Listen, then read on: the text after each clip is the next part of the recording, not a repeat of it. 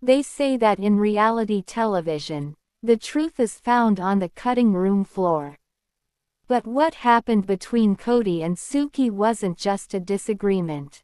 It was a breach of a decade-long contract that threatened to pull the entire production into a legal abyss. On the evening of November 14th, the cameras were rolling. The lighting was set. The tension was palpable, but by the time the episode aired, 6 minutes of the most volatile footage in the show's history had simply vanished. Why would a network, famously hungry for ratings, delete the very drama that fans had been promised for months?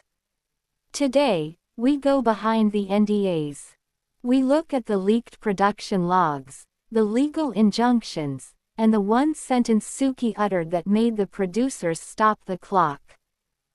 If you want to see the leaked production timeline we've reconstructed, stick around until the final act.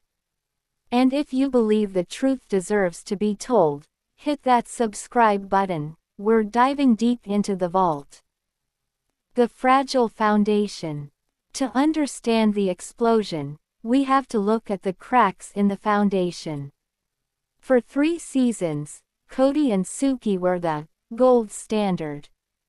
But according to Reddit insiders and former production assistants, the gold was actually spray-painted lead. Callback. Remember Season 2, Episode 4. The missing anniversary dinner. The depth. We've analyzed the body language in that scene. Note the way Kody avoids eye contact. This wasn't a busy schedule, it was the start of the litigation. But the dinner wasn't the real catalyst. There was a phone call made at 3 a.m. that changed everything. We'll get to that call in just a moment. The unraveling, the fight. It began over something trivial, a comment about a contract extension. But within minutes, the dialogue shifted from personal to professional liability. Research and quotes. Industry expert Marcus Thorne notes, when a cast member mentions the production's internal interference on camera, that footage becomes a legal liability. You can't air a show where the stars admit the show is staged. The moment Suki reportedly looked directly into camera 2 and said, "You want the truth? Tell them what the executive producer told me in the trailer." The screen went black. The audio was cut. This is the moment the reality ended and the legal began. The legal Iron Curtain.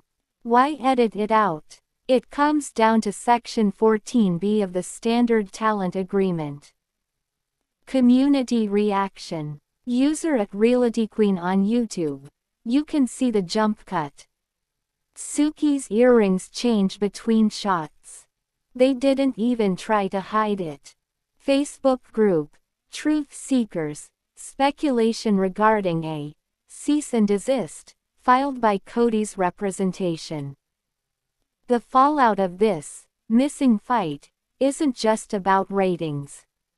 It's about the precedent. If stars can scrub their worst moments by invoking legal loopholes, what is left of reality TV? This mirrors the 2014 incident with The High Life, where a 45-minute brawl was condensed into a 30-second montage to avoid a defamation lawsuit. Kody and Suki aren't just a couple anymore, they are 2 separate entities managed by crisis PR firms. The silence we see on screen. That is the sound of $1 million brand protecting itself. The conclusion and post-event. In the end, we may never see the raw footage. It sits in a digital vault, protected by layers of encryption and NDAs. But the audience knows. The glitch in the edit was the loudest thing they ever said. Reality isn't what we see on Sunday nights. Reality is what they are too afraid to show us. By the time the tell-all was filmed, Sister Wives was no longer a show about plural marriage. It was a show about collapse. 3 marriages had effectively ended. Public sympathy had shifted. And for the first time in over a decade, the patriarch was no longer framed as misunderstood, but as responsible. Kody Brown, once positioned as the energetic leader of a complex family system, was now widely criticized for favoritism, emotional withdrawal, and rewriting history. The tell-all was meant to be the reckoning. And Suki Krishnan, brought in as a journalist rather than a fan, represented something new. Structured accountability. According to multiple production sources and post-season leaks, the confrontation began with what seemed like a standard follow-up question. Suki referenced Kody's previous on-camera statements about love, loyalty, and leadership. She quoted him directly. "You said you were no longer interested in relationships that didn't bring you respect." This was not editorializing. It was factual recall. But Kody's demeanor shifted immediately. His posture stiffened. His voice lowered. And the energy in the room changed. For years, Kody Brown had been allowed to narrate his own story. Tell-all hosts historically softened follow-ups. Producers avoided prolonged confrontation. And uncomfortable contradictions were often glossed over. But Suki didn't move on. She clarified. "You also said Christine never tried to have a good marriage with you." Then she paused. "Christine says the opposite, and the footage supports that." This is where sources say the argument began. Not raised voices. Not shouting. But resistance. Kody reportedly accused the line of questioning of being biased, agenda-driven, and hostile. Suki responded calmly. "I'm asking you to reconcile your statements with the record." Unlike many tell-all blow-ups, this exchange didn't happen during a break. It happened on camera. And according to crew members, the conversation escalated over nearly 20 minutes. Kody questioned production motives. He questioned editing choices. He questioned whether Suki was on his side. Suki didn't argue emotionally. She returned to facts. "These are your words. These are the dates. This is the footage." At one point, Kody reportedly said, "Then maybe this show isn't telling the truth anymore."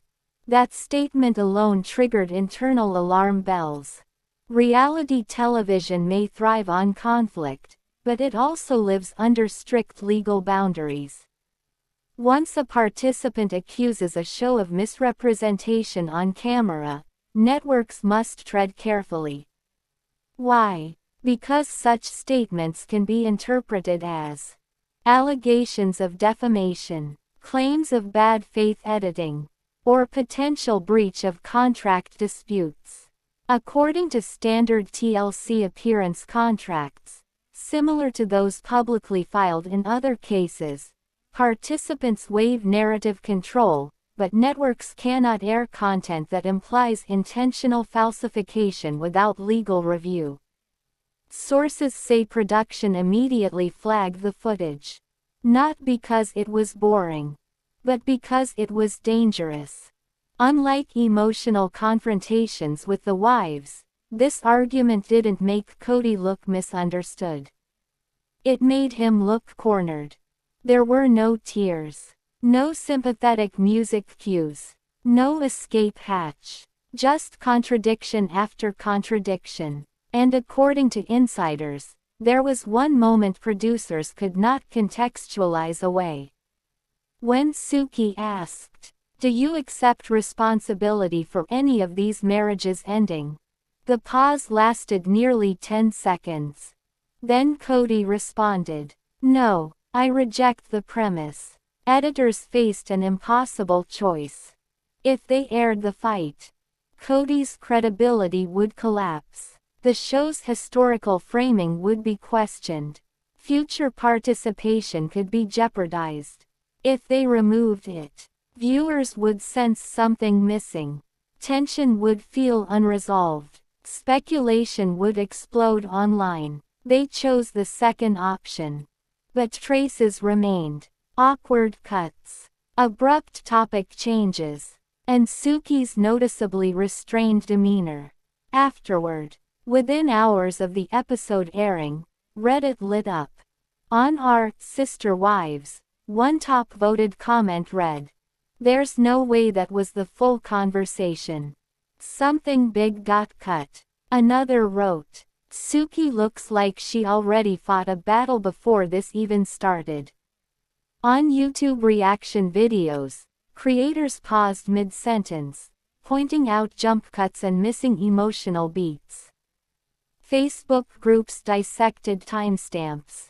TikTok stitched past tell-all moments for comparison. The consensus was clear. A confrontation existed. And it was gone. This wasn't the first time conflict had been softened. Past tell-alls avoided. Financial transparency. Favoritism accusations. Emotional neglect claims. But this moment was different because it involved journalistic accountability, not marital drama. Suki wasn't asking how Kody felt. She was asking what he did. And that distinction changed everything. Since that tell-all, subtle shifts have occurred. Kody's screen time has been more controlled. Group interviews are rarer. Confrontational questioning has softened again. Meanwhile, public sympathy has increasingly aligned with the wives, particularly Christine and Janelle. The missing argument became symbolic. Not just of what was edited, but of what can't be said inside the format anymore. Neither TLC, Kody Brown, nor Suki Krishnan has officially addressed the cut footage. And legally, they likely never will. But in the world of unscripted television, silence often confirms more than denial. Because if the fight didn't matter, it would have aired. This wasn't about anger. It wasn't about ego. It was about control of narrative. For the first time, Kody Brown was confronted not by a spouse, but by the historical record. And the show made a choice. Protect the structure, not the